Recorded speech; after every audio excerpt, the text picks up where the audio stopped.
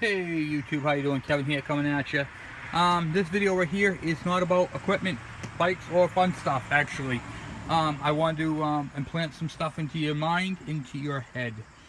We are in September and we're into storm season. Storm season is a very dangerous time for many folks, as we have witnessed the Texas, Harvey, Irma, whatever you would call it, Irma in Florida.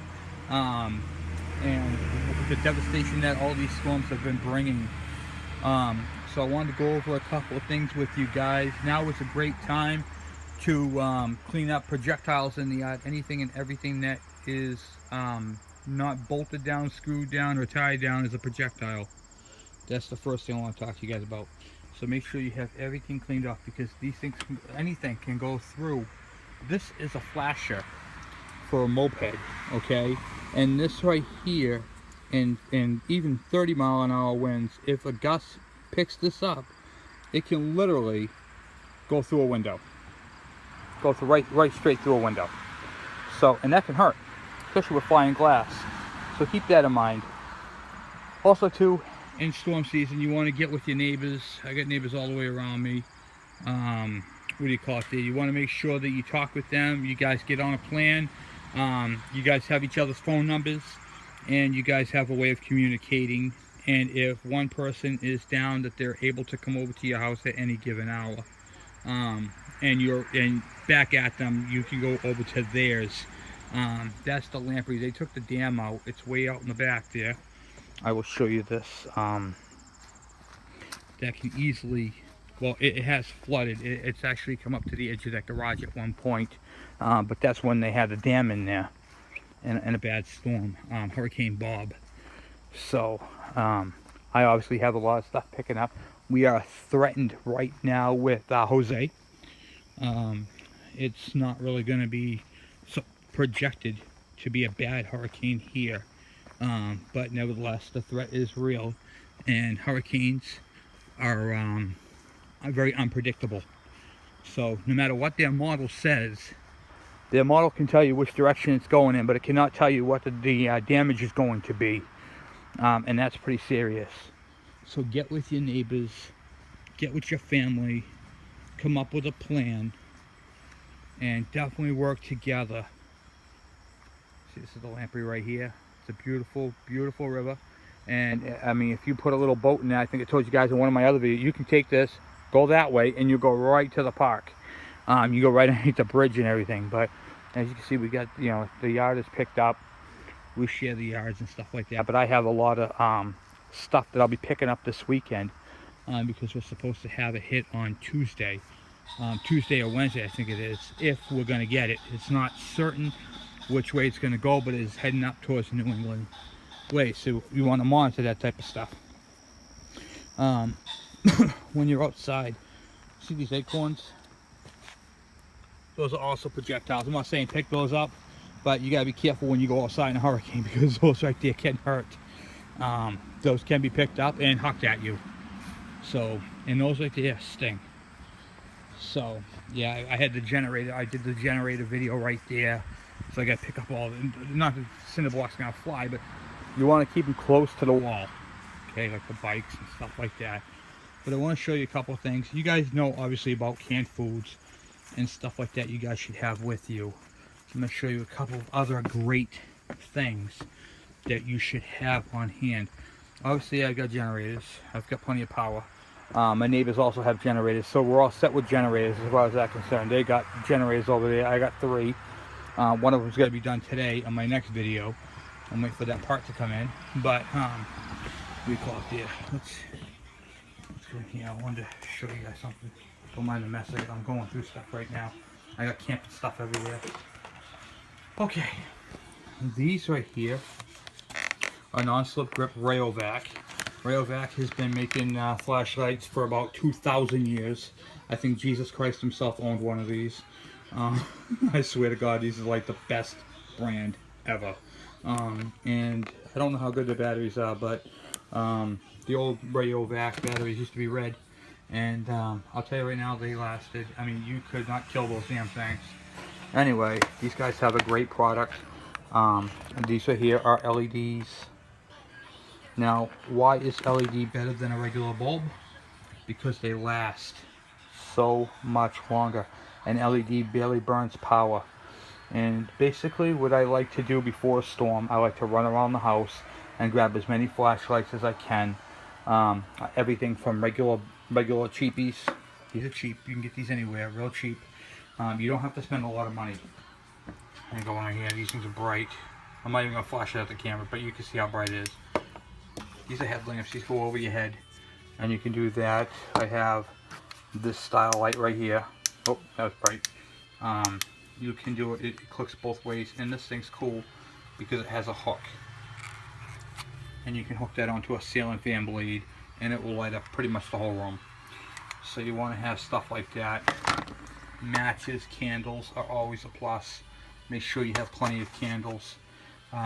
Make sure your phones are charged. If you know the storm is coming, hours before it comes. Hours. I'm talking like 3 to 4 hours. Put your phones on the charger. Make sure they're 100% charged. That's a big thing. Make sure your phones are charged. I'll show you this right here. This is a Midland. They make better ones. This is a decent one though.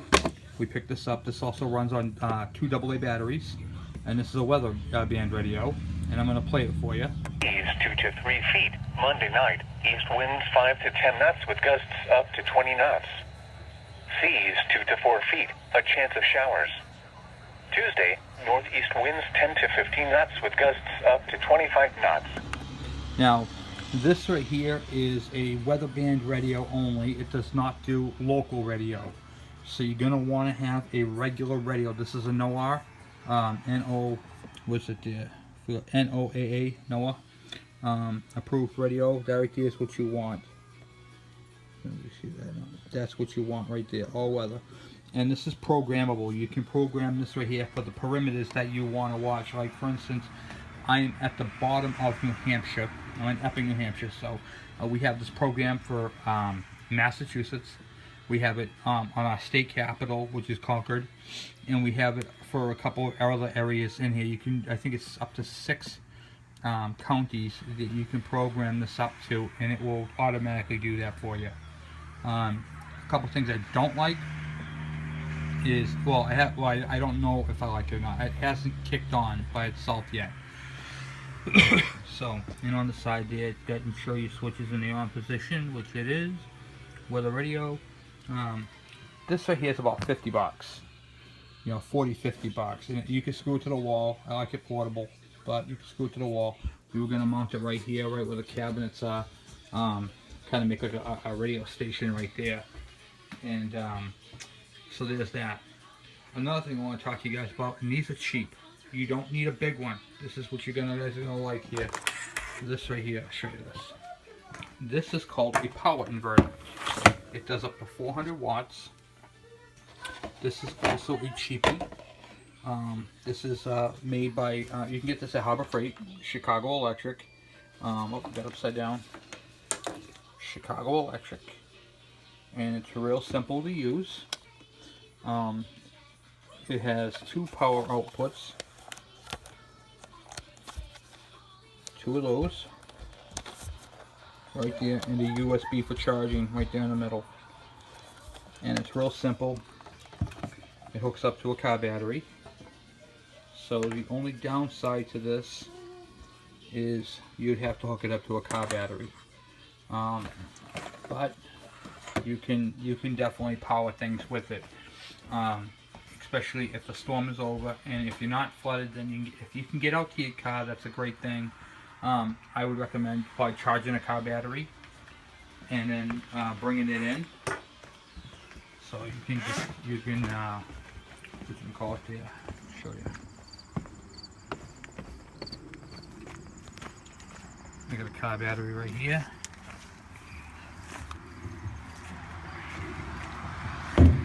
Obviously charge the car battery before you use it. It's real simple to operate. Your black goes on your negative, and your positive goes on the red. and then you have a power button up top, and it beeps, and it has a, you can't really see it right now, it's got an LED, but that's how it works. And then you can power your stuff with it. It's got a little cooling fan in the back.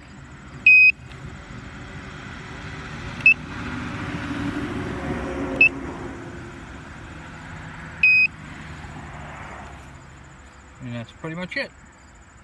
Normally you have to have the car running for these to work. The battery, I'm sure, is pretty low.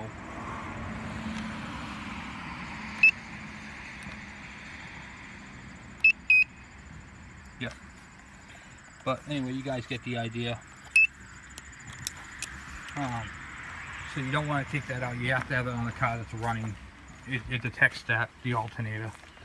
And these are also very, very handy to have. This is it says keep dry, blah blah blah, do not remove, prevent injury, blah blah blah. So you get your warning labels on it. I just wanted to do that real quick to show you guys a couple of things you guys are going to want to have. But most of all, make sure you have, well, I want to show you this too. This right here is a propane stove. Natural gas is also the same. I want to show you guys something. Now, this stove has electric ignition. Poof, and then it comes on like that. This is also plugged into the wall for that to happen. So this is the power cord right here. Okay. So if I turn this all the way on, I'm not going to get no clicking. You don't want to leave that on. I just did that for a quick show you. So if you take your what do you call it there? Your lighter, you can put that up to it. And actually, I'm going to show you guys how to do this. I'm going to show you guys how to light the stove without a what do you call it there? Without the electric. See, your electricity goes off. Okay. I'm going to show you guys how to do this. There is a proper way of doing this, and you don't want to leave the propane on. I'm just putting my tripod together here real quick for you guys. So I figured I'd do this quick video on this stuff because everybody should know this type of stuff. If you have a electric stove, there's really nothing you can do about it unless you run it off of a generator. But for those of us who have propane or natural gas, there is a nice, easy way of doing this. Hold on a second. Just trying to get you guys set up here. I probably should have planned that out a little better, but I didn't. Alright, I'm going to put you guys down for a quick second. Sorry. Okay, so just setting up the tripod, but instead of moving easily, give me a hard time today, probably because of the weather. Alright. There we go. Perfect. Okay. And I'll set you guys up inside here like that. Get you guys so you guys are focused in on what I'm doing. Okay. So right now I have the power off. You're going to start your flame first. Of course this thing's going to give me a hard time. Oh, just had it. Okay, you're going to start your flame first and hold it up to where you're going to light. And then you turn on your propane and it will light. I started off on low, I didn't go all the way to high. And that's pretty much it. So this thing is unplugged, and right now I can do that. Now, say you want to light the back one, you have to do the same thing. You can't just turn it on. Keep that in mind. You want to light the back burner, you have to turn the back one on. Same setup, like that. Okay? You cannot, what do you call it there? Light these things without, like you can't just turn it on because this one's lit. Okay, because the pilot is in the center in here. So I figured I'd do that quick video and show you guys how to light these things without power. There's no power to this. I can turn it on, there is no power. To light it, simply get your flame going. Put it up to it first, and then light. That is how you light a stove with no power. Same way with this, just like that. Okay, you don't have to go full bore with the switch. Less is more. Keep that in mind. You don't want to get your face blown off. Always start your flame first. Don't turn it on and then light it, because then you'll get a poof. It'll you know, the flame could come up really fast. So that is how you light a stove. You can use a match. You can use matches. You can use a I used a long lighter. You kind of want to stay away from it. You don't want it in your face. And now I'll plug my stove back in.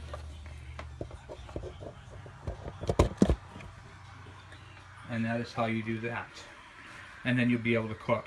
You will not have access to your oven unless you light it from underneath. And you probably shouldn't be using that at that time anyway. I would strictly stick with just the top burners. Make basic foods, because you don't know how long you're going to be, you know, without power. Pastas, all those type of foods right there will give you guys energy.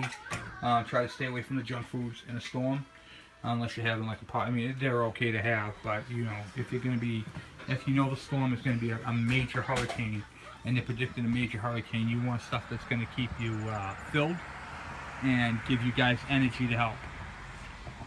Couple of things you're going to want to do is make sure you have gas in your generators, gas in your car, and gas in your chainsaws. I have a fuel plant here at the house where I keep all my gas cans.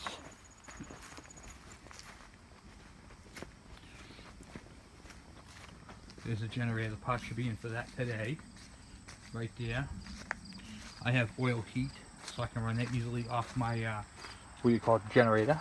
But you got your propanes right there. You got your gas cans, big propane, little propane. So you know, I got plenty of gas cans. You're gonna want to get those filled early. Do not wait. Do not hesitate to go get fuel. Here's the theory with fuel. Say you buy 10 to 15 gallons of fuel and you fill up 3 5-gallon gas cans. Okay? The storm turns out to be a dud. Okay? A dud. Now you just bought 15 gallons of fuel. Are you really going to cry about it? You can easily put it right in your car or your truck, and then you're set. You know, 15 gallons. I use the 15-gallon mark because that is basically would almost fill your car up. Okay, so you fill that up. You have your gas on hand. Average storm's what? 3 to 5 days? You know? So you want to make sure you're prepared. Grills help, but this right here is a projectile. This needs to be strapped down. Okay, so you're really not going to be using that. If you have a grill on a porch, okay, and it has the potential to fly away, recommendations: take it off, put it under the deck if you can, and take your propane tank off. Don't leave your propane tank on it, because that right there just makes it even worse. Now the thing breaks off. If your tank is on, you can snap the head, blah blah blah. You guys get the idea. So preparation, talk with your neighbors, get them in a what do you call it there, get them all on the same page. Make sure you have your neighbors' phone numbers, and as always, you know, do everything you do in love, you know. So make sure you're there for each other. Make sure that you know, you help each other along, because it's just, you know, these storms have been really talking up, and it's just, you know, we've gotten lucky for a few good years, you know. Every now and then we get thrown a curveball. That table right there will literally go flying. If a wind picks up underneath, it will flip it like there's nobody's business. The chairs will go with it. I have a little kitty house on here too. This thing right here, also projectile. This right here, the wind goes underneath that, it'll take this thing straight up in the air. It'll put it right into the tree without even thinking about it. So anyway, that's it for me, guys. I just wanted to give you guys a little heads up on some stuff, you know, just, you know, chit chat with you guys about the storm seasons, and a lot of crazy stuff going on with the weather. So you know, be productive, stay ahead of it all, and don't wait. If the what do you call it there, if the police tell you to evacuate, there is nothing in your house that is worth more than you. Nothing. There is literally nothing in this world that is worth more than you. You can have the greatest football collection in the world, the greatest one. You could have trophies, you could have signed footballs, but you could have even baseball. You could have a Babe Ruth signed baseball that's worth, I'm just going to throw a stupid number at it, $5 million. It's still not as valuable as you are. It may not be able to be replaced, but neither are you. So keep that in mind, okay? If they tell you to evacuate, evacuate, okay? Evacuate, absolutely. Recommendations would be prior to evacuating, buying yourself a strong box and put all your personal information in there, like your social security cards, birth certificates, any insurance papers you may have, any deeds, any titles, anything that is major that you absolutely will need. And I also recommend, because you're going to be in a storm, to put your wallet in there, put your cash in there, put your credit cards in there. The only thing that you should have with you is the key to it, in case you have to get it. I recommend a nice fireproof, bulletproof if you can, but you know, a safe like that. You don't need a big giant walk-in safe that houses everything. I mean, if you got guns, well, that's a good idea, but if you don't, if you have guns, you definitely want to make sure they're trigger locked and put away in a place where nobody's going to find them. Make sure your ammo is kept also under lock and key. I always stress that anyway. But yeah, storm prevention, because a storm can level a house in a matter of minutes, okay, seconds even. So you want to be able to get the hell out when they tell you, say, hey, listen, I'm out, there's nothing in this house.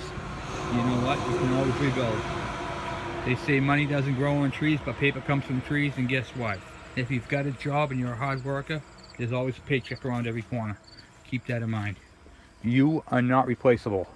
You are the only thing in this world that is absolutely, positively not replaceable. With that said, get out. Don't wait. You can come back. If you have, what do you call it there? If you're worried about looters and all that, let me tell you what a looter is, okay? A looter is a person who's a worm. They have nothing. They have no one. They don't care about anybody. They don't even care about themselves, okay? They're useless people, okay? So, by all means, don't worry about them. Just, if they need it that bad, let them take it. You're worth more than that, okay? So, just keep it in mind. So anyway, guys, this is it for me. I just figured I'd do this quick little video. I just want to talk to you guys about these storms and stuff like that. Storm talk, basically, is what I'm going to label this one at. Get those flashlights. Get LED flashlights. Don't buy conventional bulbs. Why? You're throwing your money away. A light bulb flashlight will last you a couple hours, and that's it. These flashlights will last you about 10 to 12 hours before they even start to go dim. And even when they go dim, they still work. Boom. That's awesome. So anyway, guys, thank you for watching. Please subscribe. If you have any questions or comments, by all means. And this video is an adjacent to the preliminary stuff, like canned foods, emergency contacts, that sort of thing. This video is basically telling you guys a little bit about stuff. Actually, you know what? While I'm here, I want to talk to you guys about something else. Does anybody here know how to check their oil on their generators? Because generator failure is not a good thing to have, okay? I always change my oil at the beginning of September when the storm season in my area hits. This is your oil dipstick right here. Every generator has one, and you basically just take it out. I actually got oil coming out, but you see the crosshatch mark right there? You want the oil in that crosshatch mark right there. Okay, mine's actually a little on the overflow side, just because that's the way I run it, but they will use oil, okay? So make sure you check your oil. If it's black, it's a good time to change it when you got the sun out. And you know, all generators have them. This is a Briggs & Stratton generator. See that oil dipstick right there? Excuse me. Same way to check it, and then the drain plug's right below it. Let's go over to the Subaru. You guys saw me drain the oil out of that, but I'm gonna do this for the video. If you're low on oil, the engine could blow. Same thing here. This one has 2 dipsticks, one on each side. You only need to check one. This is just because of manufacturer, and there's your oil plug right there. You can drain it there, fill it here. There's no filter on this. Some generators have oil filters. This one does not. Alright guys, well that's it for me. Thank you guys for watching. Please subscribe. If you have any questions or comments, by all means send them my way. And remember, love thy neighbor.